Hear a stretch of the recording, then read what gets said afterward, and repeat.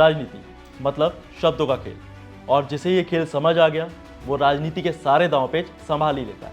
लेकिन कभी कभी राजनीति में कुछ ऐसी शब्द भी बोले जाते हैं जिनसे विवाद हो जाता है, और विवादों में भी कुछ विवाद ऐसे होते हैं जो सालों तक खत्म होने का नाम नहीं लेते। और आज मैं आपको भारत के कुछ ऐसे ही नेताओं के बारे में बताने वाला हूँ जिन्होंने अपने भाषण के दौरान देश की महिला नेताओं के लिए कुछ ऐसी बातें कही जिनसे खूब बवाल कटा। तो आइए बिना देर किए शुरू करते हैं आज की हमारी ये बातचीत। नमस्कार, मेरा नाम है दिव्यांश वर्मा और आप देख रहे हैं वन इंडिया हिंदी।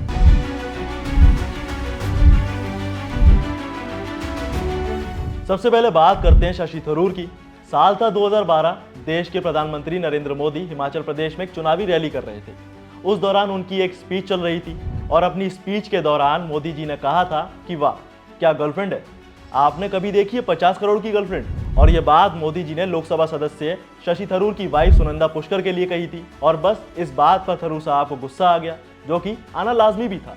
लेकिन इसके बाद थरूर साहब ने मोदी जी से कहा कि मोदी जी, मेरी पत्नी 50 करोड़ की नहीं बल्कि अनमोल है, लेकिन आपको ये समझ नहीं आएगा क्योंकि आप किसी के प्यार के लायक नहीं हैं। चलिए अब बात करते हैं दूसरे विवाद की। ये वक्त भी 2012 का था। ये वो दौर था जब राजधानी के साथ पूरा देश दहला हुआ था। जी हाँ, 2012 वो मनहूस साल था जब दिल्ली में कुछ दरिंदों ने निर्भया कांड को अंजाम दिया था। उस वक्त देश का हर नागरिक एकजुट होकर देश की उस बेटी के लिए सड़कों पर उतरकर इंसाफ की मांग कर रहा था। उस भीड़ में दिल्ली में औरतों ने बड़ी संख्या में विरोध प्रदर्शन किए, लेकिन हद तो तब हो गई जब इन प्रदर्शनों पर भी राजनेता टिप्पणी करने से नहीं चूके। उस वक्त पश्चिम बंगाल के जांगीपुर से कांग्रेस सांसद रहे अभिजीत मुखर्जी ने कथित रूप से कहा था कि दिल्ली में 23 साल की युवती के साथ दुष्कर्म के विरोध में प्रदर्शनों में हिस्सा ले रही छात्राएं सजी सवरी महिलाएं हैं जिन्हें असलियत के बारे में कुछ नहीं पता।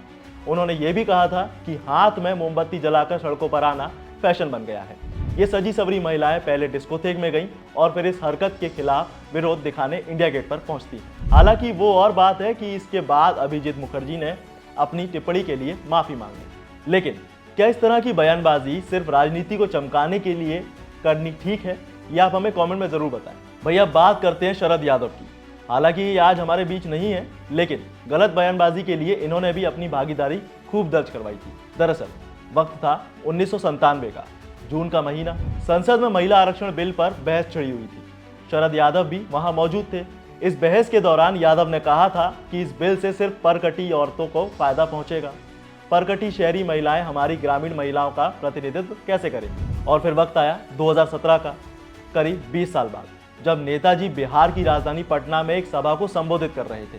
तब उन्होंने कहा था कि वोट की इज्जत आपकी बेटी की इज्जत से कहीं ज्यादा बड़ी है। अगर बेटी की इज्जत गई तो सिर्फ गांव और मोहल्ले की इज्जत जाएगी, लेकिन अगर वोट एक बार बिक गया तो देश और सूबे की इज्जत चली जाएगी। भाई इनकी बयानबाजी यही नहीं थमी।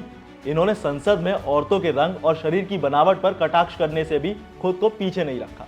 यादव ने कहा था कि दक्षिण की महिलाएं जितनी खूबसूरत होती हैं उतनी ही उनकी बॉडी भी बहुत ज्यादा अच्छी होती है। वो डांस करना जानती हैं। मैं तो उनकी खूबसूरती की तारीफ कर रहा हूं। अब आप ही बताइए कि क्या देश के नेताओं को ऐसी बातें करना सही है? अब एक किस्सा 2018 का भी है।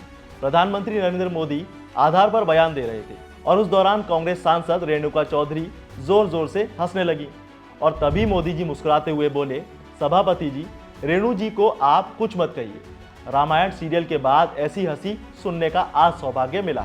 हालांकि बाद में केंद्र सरकार में राज्य मंत्री किरण रिजिजू ने फेसबुक पर एक वीडियो शेयर किया और रेणुका चौधरी की हंसी की तुलना रामायण के किरदार शूर्पणखा से कर डाली। अब बात जरा फिल्मी तौर पर होगी।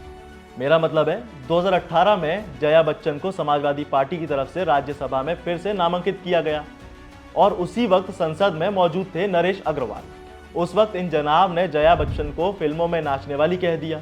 और जानते हैं, जबकि जया बच्चन को सिनेमा में अपने रोल के लिए पद्मश्री मिल चुका है। अभिमान, 1084 की मां, कोशिश, कोरा कागज जैसी फिल्मों में बेहतरीन अभिनय करने के लिए भी कई पुरस्कार इन्हें मिल चुके हैं। उसके बाद भी देश के नेता इस तरह की बयानबाजी बिना सोचे समझे कर देते हैं। वैसे आपको बता दूं कि जिस वक्त अग्रवाल ने यह बयान दिया था तब उनका कार्यकाल खत्म हो रहा था, जबकि समाजवादी पार्टी ने जया बच्चन को एक बार फिर से राज्यसभा का उम्मीदवार बनाया था। हालांकि ऐसी टिप्पणी सुनने वाली जया बच्चन अकेली अभिनेत्री नहीं है। इनके अलावा 2012 में गुजरात चुनाव के नतीजों पर चल रही एक टीवी डिबेट के दौरान कांग्रेस सांसद संजय निरुपम ने स्मृति ईरानी को कहा था कि कल तक आप पैसों के लिए ठुमके लगा रही थी और आज आप राजनीति सिखा रही हैं। इस बयान के बाद इन जनाब की खूब आलोचना हुई, जिसके बाद संजय निरुपम ने सफाई देते हुए कहा था कि लोग केवल टिप्पणी को ना देखें और अगर संदर्भ समझना हो तो पूरा कार्यक्रम देखें। हालांकि महिलाओं को लेकर ऐसी बातें कहने वाले हर पार्टी के नेता हैं।